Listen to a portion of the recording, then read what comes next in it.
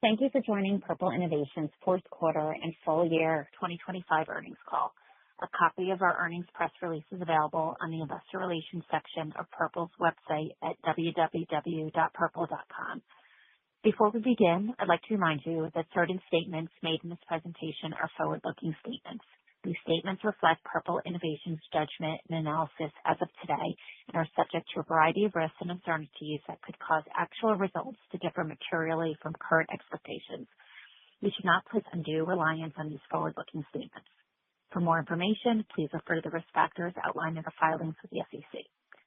Additionally, today's presentation will reference non-GAAP financial measures such as adjusted gross margin, adjusted operating expenses, adjusted EBITDA, adjusted net loss, and adjusted net loss per share. A reconciliation of these measures to their most comparable GAAP measures can be found in the earnings release available on our website. With that, I'll turn the call over to Rob DeMartini, Purple Innovation's Chief Executive Officer. As we close out 2025, I'm proud of how far the business has come over the past year. While the broader market remains challenging, the progress we're making at Purple is increasingly evident in our results. The fourth quarter marked an important inflection point for the company. Revenue increased approximately 9% year over year. We delivered gross profit expansion, and profitability improved meaningfully across the business. In the quarter, we generated adjusted EBITDA of approximately $8.8 million and finished the year profitable. This performance was driven by the benefits of the strategic actions we've taken. Those actions include our cost initiatives that are now fully embedded in the business, including consolidating our manufacturing footprint, as well as a full quarter of expanded Mattress Firm distribution and a significant expansion of our Costco program. Looking at the full year, 2025 was a period where the business became meaningfully stronger. We continued to build on our path to premium sleep strategy and delivered positive adjusted EBITDA for the year, finishing within the guidance range we established at the beginning of 2025. Importantly, we achieved profitability levels that we haven't seen since 2021. That progress was driven by the execution and by the changes we put in place, not by a recovery in the broader market, which speaks to the durability of the model we've been building. Our focus throughout the year was not on short-term fixes, but on creating a business that can perform more consistently. Taken together, this represents more than a strong finish to the year. It marks a clear shift from defense to offense. Growth, margin expansion, and profitability are showing up in the numbers, and that's in a market which is down low single digits. The direction is clear, the momentum is real, and we're entering 2026 with a playbook designed to scale profitably as demand continues to improve. We've made meaningful progress across each of our sales channels in 2025, and in the fourth quarter, 2 of our 3 channels delivered positive growth for the second consecutive quarter. Comparable sales in our showrooms increased 8.8% in the quarter, and showrooms continued to grow in profitability for the full year. Sales execution improved, the updated selling model gained traction, and Rejuvenate 2.0 represented over 50% of showroom mattress revenue during the quarter, with more than 80% of showrooms 4-wall profitable for the full year. Wholesale was a key driver in 2025 with a robust 39.8% growth in the fourth quarter. E-commerce performance was mixed during the year and declined in the fourth quarter, though we did see pockets of strength around Black Friday and Cyber Monday.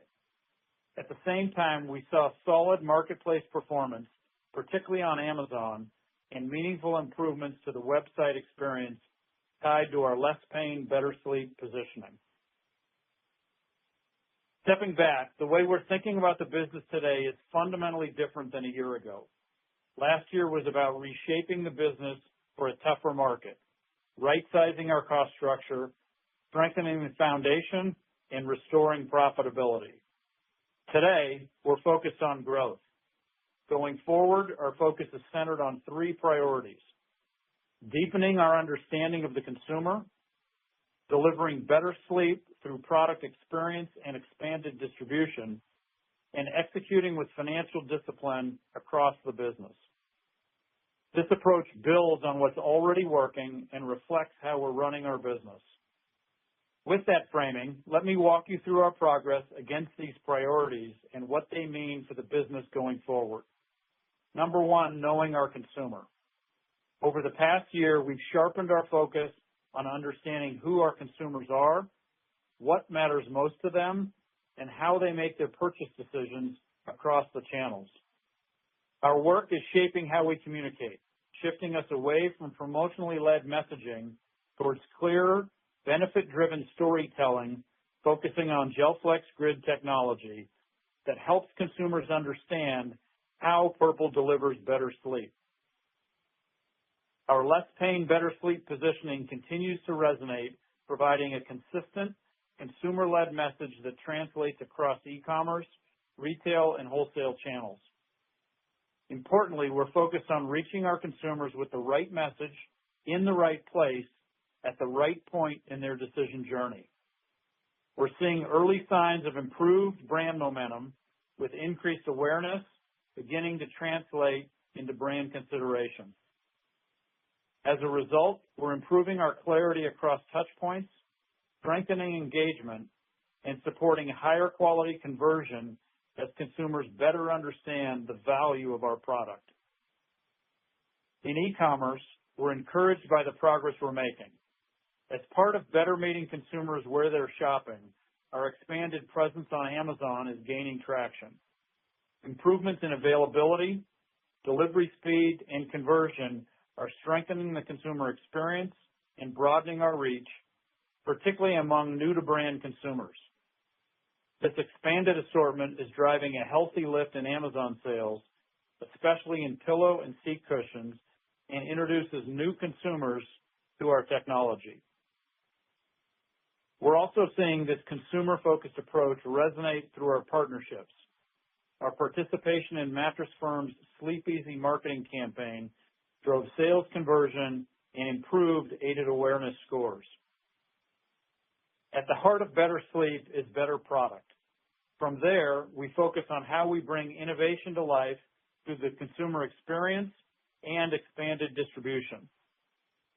Innovation remains at the core of Purple's differentiation, and our Rejuvenate 2.0 collection continues to validate that approach.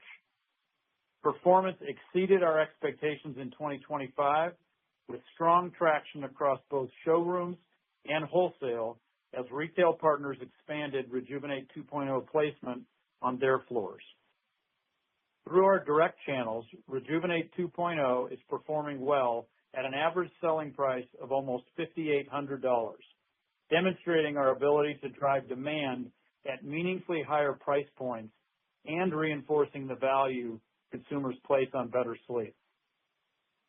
We also completed development work on Purple Royale, a new premium offering developed in close partnership with Mattress Firm. This is an important product for us and a meaningful step forward in our premium strategy. Purple Royale is complementary to our Rejuvenate 2.0 collection with similar price points across the curated floor model lineup. The launch is on track with initial floor models arriving now. The Purple Royale collection was originally planned for over 2,800 slots, bringing us to a total of 12,000 slots across Mattress Firm's 2,200 stores. Encouragingly, the quality and design of the final product has exceeded expectations, and as a result, Mattress Firm is adding incremental slots as the product launches. Beyond the product itself, we continue to focus on delivering a differentiated end-to-end consumer experience anchored by compelling in-store presentations across our own stores and wholesale partners. This includes elevating how we educate our consumers around pain relief and the role of GelFlex Grid technology, which we are seeing drive strong engagement when brought to life through in-store demonstrations and digital content. We're also continuing to strengthen white glove delivery services to ensure that Purple shows up consistently and credibly whenever the consumer chooses to engage. This focus is strengthening the brand and improving conversion by reinforcing the value of our technology across channels.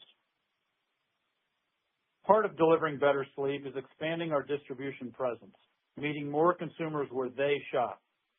The premium innovation is translating directly into expanded distribution. With Purple Royale now launching across Mattress Firm, we've expanded our footprint and deepened our presence across their network. Additionally, we're seeing strong performance with Costco, where our program continues to resonate with members and provide an important opportunity to introduce Purple to new customers at scale. With both Mattress Firm and Costco, our initial launches significantly exceeded expectations, driving immediate demand for expanded placement. In Costco's case, early performance was exceptional, supported by the introduction of unrolled beds on floor displays, which allowed members to see and feel our differentiated product. The strength of those results led Costco to quickly expand the program in the fourth quarter to approximately 450 clubs, bringing us to nearly nationwide distribution. We're also making progress in new channels, including Walmart and Sam's Club, which are helping us reach new consumers, diversify demand, and drive incremental volume. Importantly, expanding into these large, far-reaching retail platforms strengthens distribution for our pillow portfolio and positions us to drive meaningful incremental pillow sales through highly scaled, high-traffic partners. And in owned retail, we continue to focus on showroom profitability. In 2025, we closed 4 underperforming stores as part of optimizing the fleet, and looking forward to 2026, we plan to open 7 new stores. Our showrooms continue to be an important part of the model that showcases our GelFlex Grid technology and premium positioning. Our showrooms drive traffic to wholesale locations, helping convert interest into purchases. Finally, let me talk about how we're executing with financial discipline across the business. Last year, our focus was on right-sizing the business so we could operate profitably at current scale. That work is now behind us, and importantly, the actions we took were structural, not temporary. We're increasingly focused on driving growth from a much stronger foundation.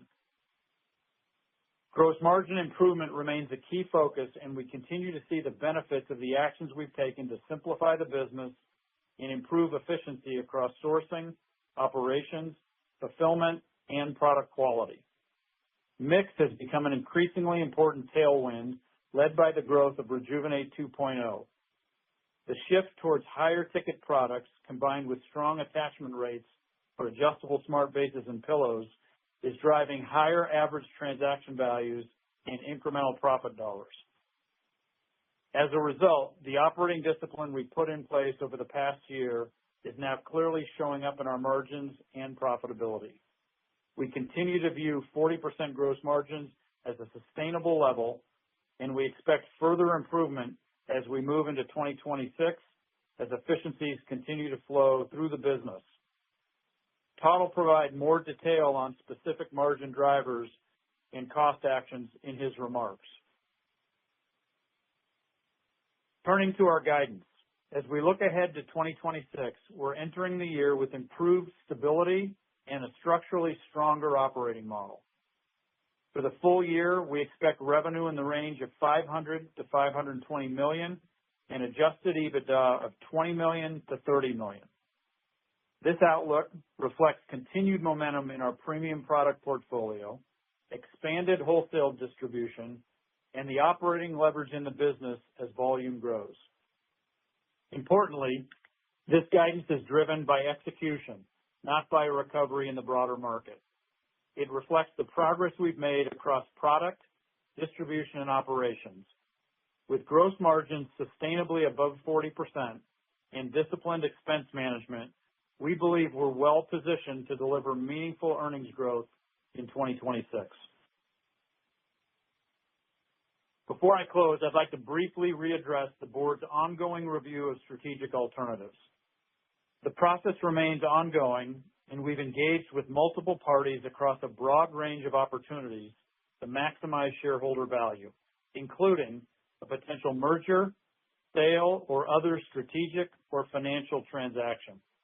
We'll continue to evaluate all options and will provide updates as appropriate. As a reminder, we will not be commenting further or taking questions on this topic during today's Q&A. With that, I'll turn the call over to Todd. Thank you, Rob. I'll begin by walking through our fourth quarter financial performance and then the year ended December 31st, 2025. Net revenue for the fourth quarter was $140.7 million, representing growth of 9.1% year over year. The increase was driven primarily by wholesale, reflecting a full quarter of expanded Mattress Firm placements and continued momentum with Costco, partially offset by a decline in e-commerce. By channel, direct-to-consumer net revenue for the quarter was $71.9 million, down 9.9% compared to last year. Within DTC, showroom revenue increased approximately 4.5%, up for the second consecutive quarter, and comparable sales were up 8.8%, reflecting continued strength in Rejuvenate 2.0. E-commerce revenue continued to be down with a decline of 15.3%. Wholesale revenue increased approximately 39.8%, driven by our expansion with Mattress Firm and Costco. Gross margin for the quarter was approximately 41.9%, remaining well above our 40% quarterly margin target and down 100 basis points from last year. We're pleased with the durability of our gross margin, particularly given the strength of last year's results when gross margin rose 970 basis points, driven by sourcing initiatives and the profitable liquidation of inventories. Viewed over a 2-year period, gross margin increased by nearly 870 basis points, reflecting durable improvements to the business. The margin continues to be driven by direct material savings, plant efficiencies, restructuring benefits, and volume leverage. On an adjusted reported basis, gross margins for the quarter, excluding restructuring costs, was 41.9%, down 300 basis points from last year. Operating expenses for the quarter were $61.2 million, down 2.9% versus $63 million last year. The decrease reflects the benefits from restructuring activities and other cost savings initiatives. Our fourth quarter adjusted loss per share was 2 cents compared to an adjusted loss per share of 11 cents last year. Adjusted EBITDA in the fourth quarter was $8.8 million, a notable improvement over the $2.9 million EBITDA last year. Turning now to full year results. Net revenue for the full year 2025 was $468.7 million, reflecting a 3.9% decline versus the prior year. By channel, direct-to-consumer net revenue for the year was $261.3 million, down 7.9% compared to last year. For the full year, showrooms generated strength with sales up 1.5% versus last year to $78.5 million, and comparable revenue was up 6.6%. We delivered net revenue of up 4% or more in 3 of the past 4 quarters, with only the second quarter being impacted by the timing related to the Rejuvenate 2.0 launch. Wholesale has been sequentially improving over the last 4 quarters, up 1.6% versus last year to $207.4 million, benefiting from expanded partnerships and non-traditional revenue streams, while e-commerce remained soft throughout the year. Full year gross margin increased 310 basis points to 40.2% versus last year, reflecting the impact of restructuring, sourcing initiatives, and manufacturing efficiencies. On an adjusted basis, full year gross margin, excluding restructuring costs, improved slightly to approximately 40.4%, up approximately 10 basis points year over year. Our cost initiatives delivered $25 million in annual savings in 2025, with $25 to $30 million of sustainable savings expected going forward, giving us greater flexibility to reinvest in marketing and innovation while continuing to expand margins. Just as importantly, it reflects a business that is operating with greater discipline and a structurally stronger cost base. Full-year operating expenses declined by 15.3% to $231.6 million, driven by restructuring savings and productivity initiatives. Adjusted net loss was $34.3 million versus an adjusted net loss of $55.1 million in the prior year. Adjusted EBITDA for the full year was $1.9 million, representing a significant improvement versus the adjusted EBITDA loss of $20.8 million last year. And adjusted net loss per share in 2025 was 32 cents, compared to an adjusted net loss per share of 51 cents in the full year of 2024. Now turning to the balance sheet. We ended the quarter with cash and cash equivalents of $24.3 million versus $29 million on December 31, 2024. Net inventories on December 31, 2025 were $59.7 million, up 5% compared to December 31, 2024. We're pleased to exit the quarter with cash over $24 million, and we believe we are well positioned from a liquidity standpoint. We also extended our debt maturities from December 31, 2026 to April 30, 2027, enhancing our financial flexibility and reflecting continued strong support and confidence from our lending partners. Now let's turn to the outlook. Given that we are through most of the quarter, we will be providing guidance for the first quarter. We plan total revenue to be in the range of $100 to $105 million and adjusted EBITDA to be in the range of a loss of $7 to a loss of $4 million. As Rob walked you through earlier, for the year we expect revenue in the range of $500 million to $520 million and adjusted EBITDA of $20 million to $30 million. We plan for revenue to continue to be driven by strength in Rejuvenate 2.0, as well as our expanded distribution with Mattress Firm and Costco.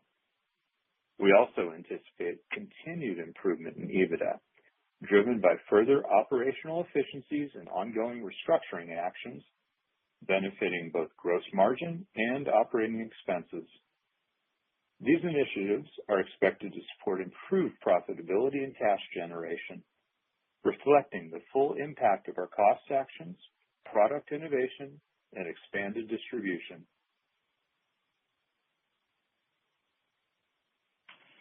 Thank you, Todd. This morning we filed our annual report on Form 10-K for the fiscal year ended 2025. As disclosed in the filing, our independent auditor has included a going concern qualification. While this notification is not necessarily a surprise, given the liquidity challenges of the past year and our historical cash burn, we want to provide clear context why the decisive, transformative actions we've already taken are expected to continue stabilizing our financial position and driving the business forward. The fruits of our labors are already evident in our recently improved operating and financial performance.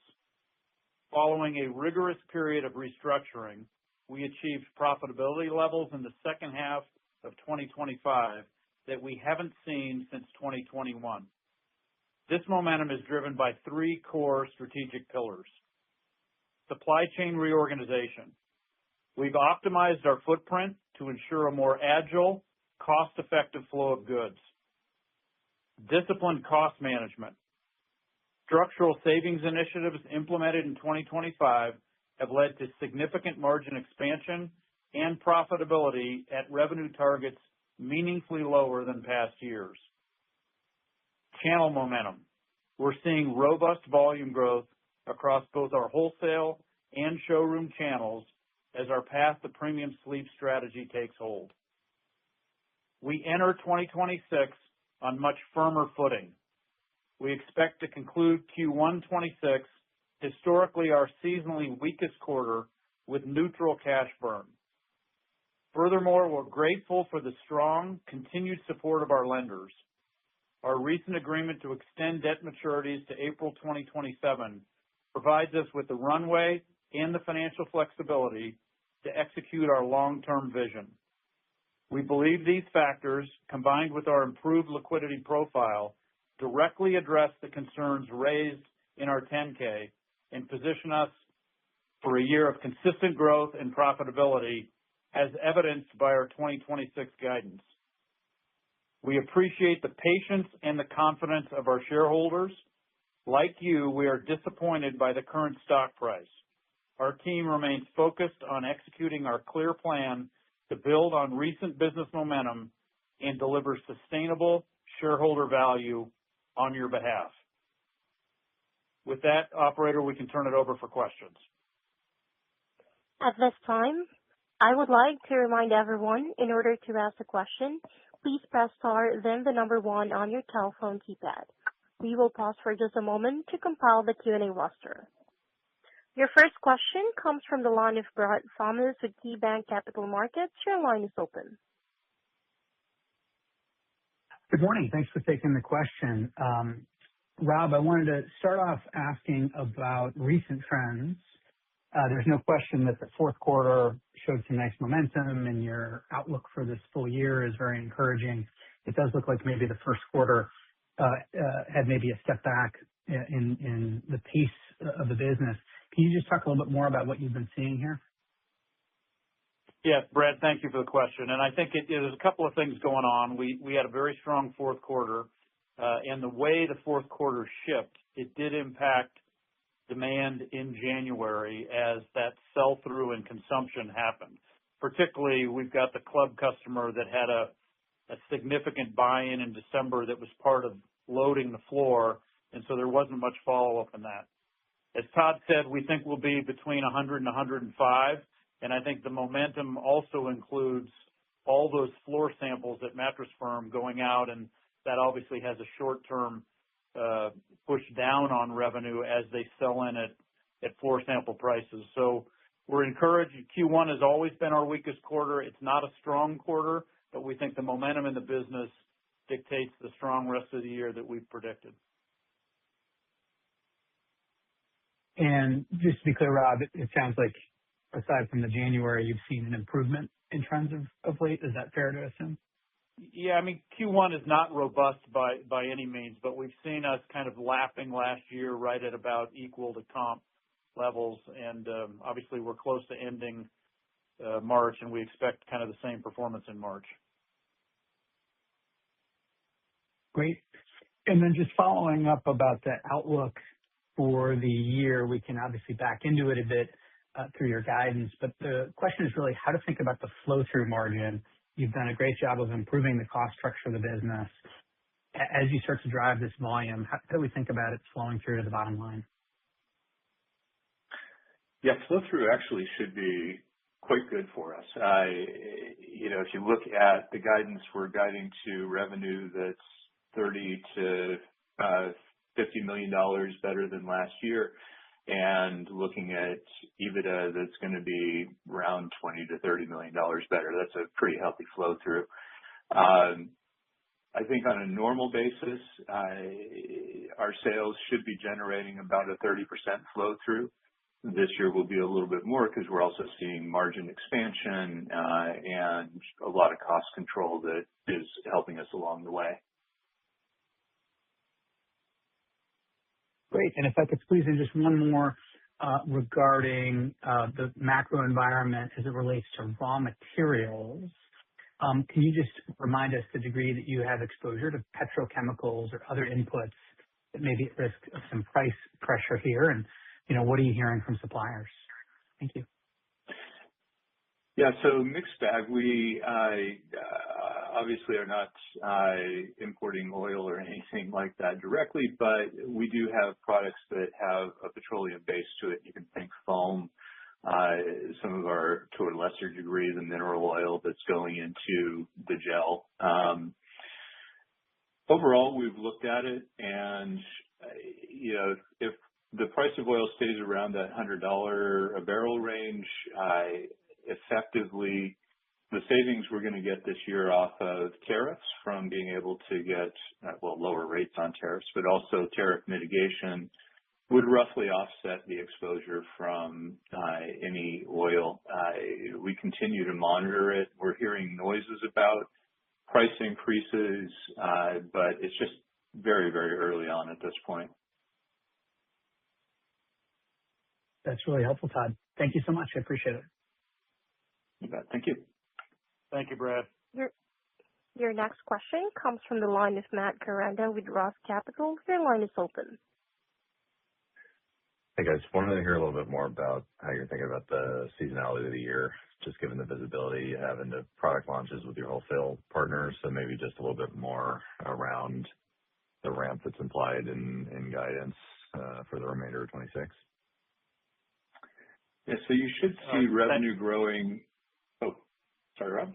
You should see revenue growing pretty consistently across the course of the year. In Q2, typically Q2 would be relatively flat to Q1, but this year we have the Purple Royale launch at Mattress Firm that literally just got out on floors last week officially. So that will help out the Q2 pace, and then we have a natural build that we see virtually every year going into Q3 and Q4. So it really should build pretty consistently as we go across the course of the year. Okay. And then maybe just wanted to hear you unpack the drivers of the flow through. You mentioned there's likely some more restructuring actions. Does that benefit operating expenses, or are there gross margin benefits embedded in the actions that you're taking? Are the actions already taken, or is this incremental stuff that still needs to happen during the second quarter to hit the flow through sort of that's implied in the 26 EBITDA guide? Yeah, so the actions that I kind of referenced were actions that have already been taken. At this point, we don't have plans for additional actions that are needed right now. We feel like we're positioned very well for the full year. But we did take a little bit of an action in January that will continue to benefit the operating expense line. And then from a gross margin perspective, we actually just have a very strong team on the operations side of the world that is always looking for room for improvement from an efficiency perspective, overall scrap and yield, looking at sourcing opportunities. There's a number of opportunities that should play out across the course of the year to help that flow through. I'll leave it there. Thanks, guys. All right. Thank you. Thank you, Matt. Your next question comes from the line of Dan Silverstein with UBS. Your line is open. Good morning, Rob. Good morning, Todd. Thanks for taking our question. Maybe just to start, looking at the sales guidance, up $30 to $50 million this year. I think the Mattress Firm expansion was supposed to drive around $70 million of additional sales, and sounds like it's doing really well right off the gate. If this is the case, what other areas might be driving a bit of a drag to kind of net out below $70 million? Yeah, first of all, I think that, the $70 million, we've got to grow into that number. It's probably somewhere between 50 and 70, and obviously it's just hitting the floor right now. But we expect growth from Costco as well. We expect growth from showrooms, modest. And then we have assumed a flat e-commerce business in the roll-up. We want to do better than that, but given the performance of the last few years, we tried to show some conservatism there. Super helpful, and that was kind of my second question. So why is the Amazon business doing well relative to your own e-com channel? How can you capitalize on this, and how can you reinvigorate your own e-com channel looking ahead? Yeah, Dan, I'll separate the two questions because they really are different drivers. I mean, our own e-commerce business, we've got to figure out a way as we've expanded our availability across both our own showrooms and partner showrooms. The specialness of reaching our product online has been challenged, and the product assortment, while proving to be a benefit in a physical environment, is either a neutral or a negative in a digital environment, and we're still trying to figure that out. So that's what's going on with e-com.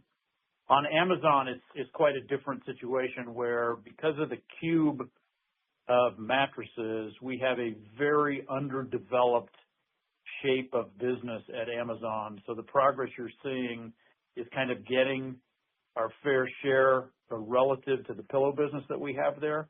And so it is a bit of a development opportunity, and that has to do with availability and prime badging that we're starting to figure out. So it really is two different drivers across those otherwise seemingly consistent channels.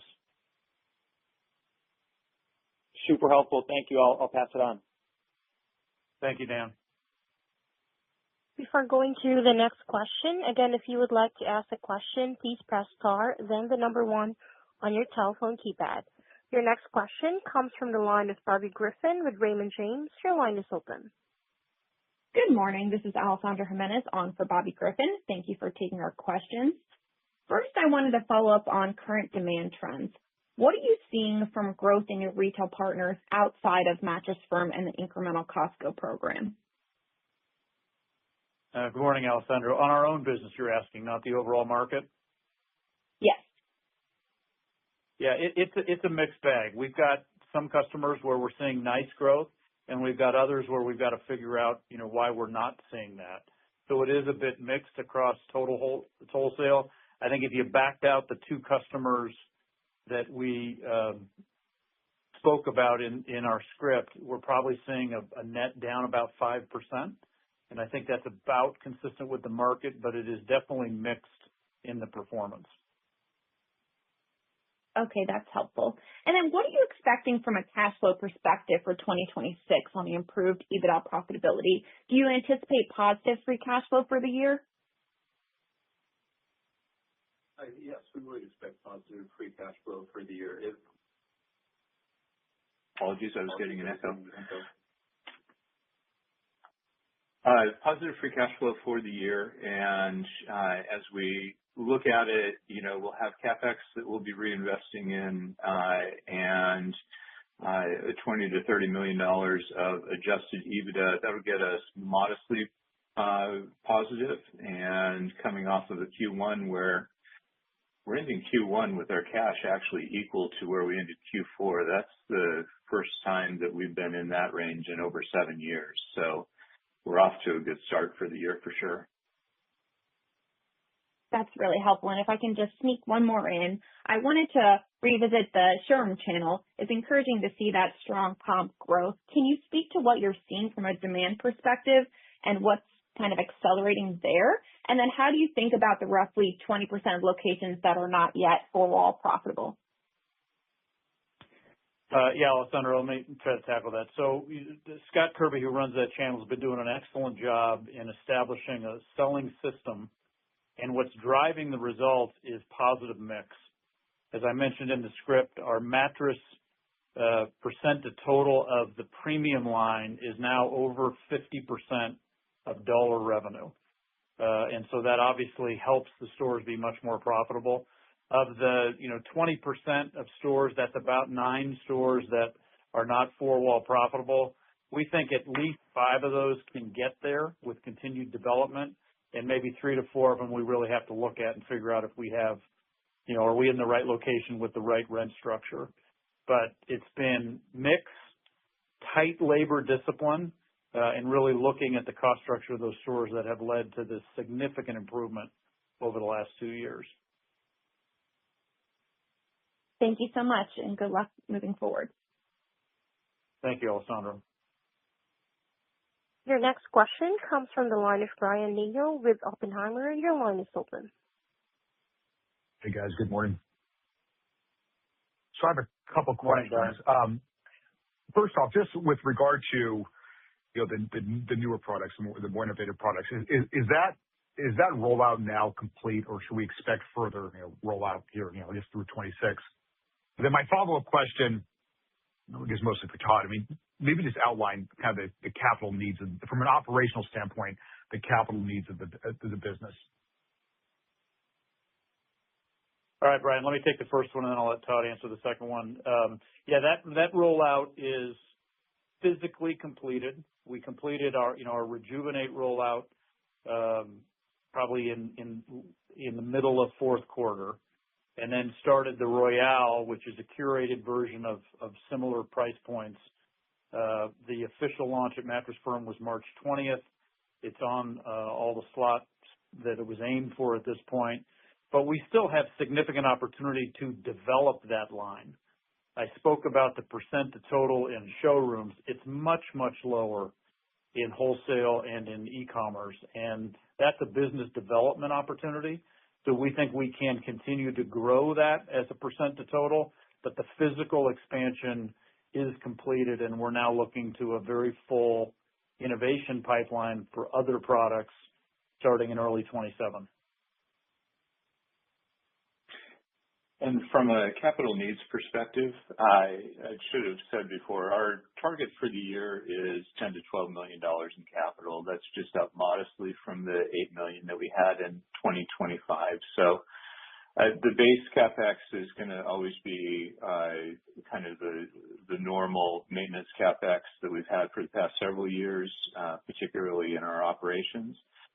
We do have a little bit of innovations CapEx this year as we innovate for new products going forward. And then probably the big chunks that are incremental versus last year.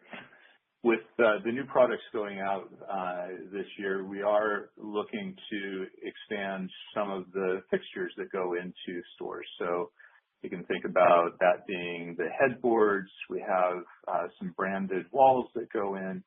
We have a number of things that just help with the overall environment around the Purple products that we think help sell the products through. And then Rob mentioned we have 5 new stores that we're planning for this coming year. There's a modest amount of CapEx that goes for those as well. I appreciate it. Thank you. Thank you. Thank you, Brian. I will turn the call back over to Robert DeMartini for closing remarks. I just want to thank all of our shareholders and investors and lenders for the support we've gotten, and I want to thank the Purple associates for the hard work they've put in on the business. I believe from the Q3 and Q4 results, you can see our turnaround is taking hold, and I want to say thank you to everybody for that. Thank you, operator. Ladies and gentlemen, that concludes today's call. Thank you all for joining. You may now disconnect.